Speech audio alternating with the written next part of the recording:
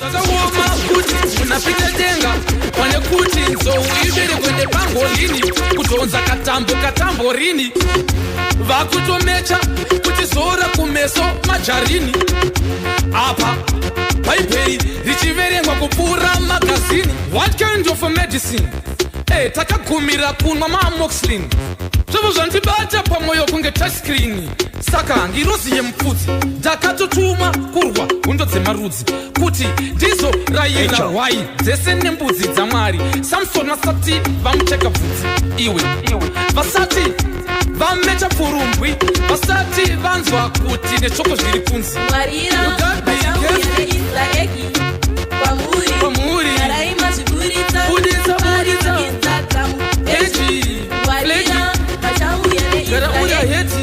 kwamuri kwamuri Jehovha akatengeswa nemudzidzi wake.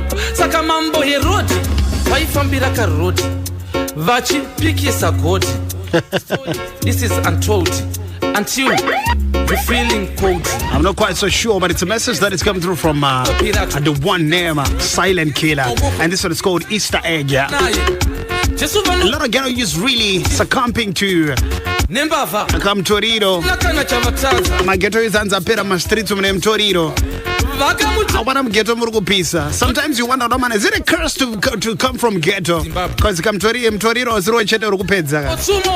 Even kachasum dara. Saka. Iwo no kachaso kambonya so tarisise. Pane tumwe tumatama so tunenge tuchidori so. Tunenge turi kudhuze renzeve. Tunoita kunge twakapoda so tunenge turi pinki so. Saka mambo Herodi. I think muna rugadzira tukachaso kaka. Ndebo muna rufana uvharirwa. Because vanhu rukubaya mdara. A lot of people just, you know what, sudden death ninyaka chaso. Mawani.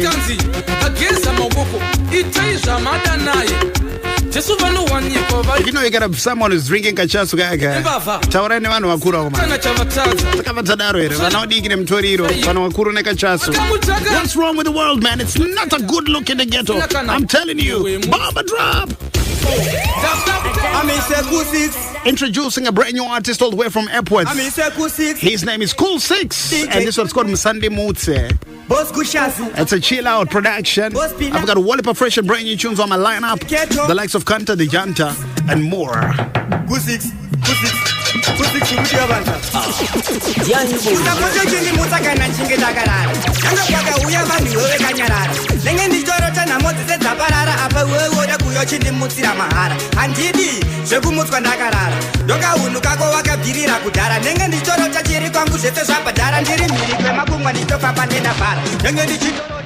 Tichitosota daftam gota ndiri pagorokota ndichinjanisa mota mabenzi macho yotane hopo mapromota ndimba na vendetta ukaona ndawata opedza ndibata garadzi madhata nenge ndachobata shalata ndichata ndibosara spata mashata angu akafona fonikata usapote chindimutsa kana nchinge ndakarara nanga pakauya vanhu wewe kanyarara nenge ndichorota namosi dzegaparara apa wewe ekuyo chindimutsira mahara handidi zvekumutswa ndakarara ndoka unhu kako vakabvirira kudhara nenge ndichorota chiri kwangu zvese zvabhadhara ndiri mhiri kwemakungwa ndichitofamba nendavhara nguva nenguva unogara uchindifera Shout out to Tabalaba, Wagwan Taba. Introducing Ja Alka. It's another chiller production.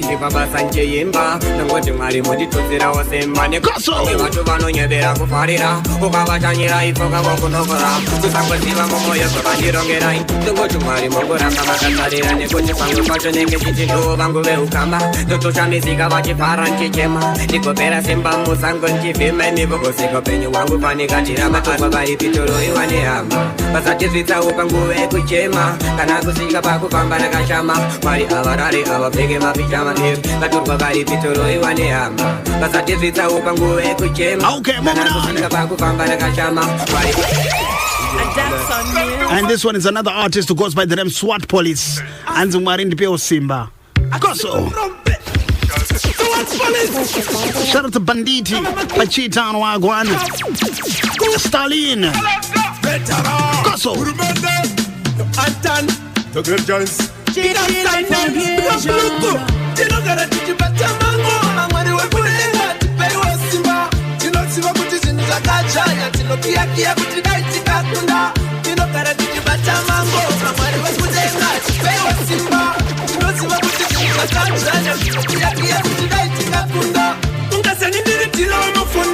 zvakafa vakuti ndisabude mhoni dzimwe nguva ndinochandira mutauni asi nekanzuva ngopano nguva ndipone ndinati jekato tinofamba nemakomba vamwe votevera gore rina mupone promota achipipapipa achikanda zvimakope matisisa ndipone tinogara tichibatamango amwari wekurenga tipeiwa simba tinoziva kuti zvinhu zvakajanya tinokiyakiya kuti dai tikakunda tinogara tichibatamango amwari wekudenga tipeiwa simba.